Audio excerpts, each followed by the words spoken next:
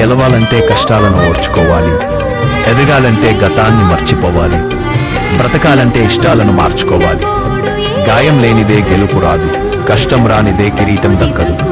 పడే బాధను చూసి భయపడకు, అది నిన్ను బలహీనపరిచేందుకు కాదు, బలమైన వ్యక్తిగా మార్చేందుకు వస్తుంది.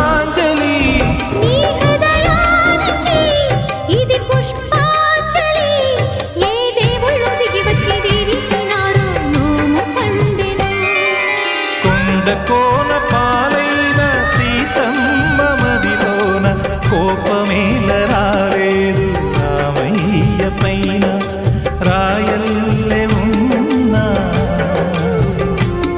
ఈ రామయ్య పైన.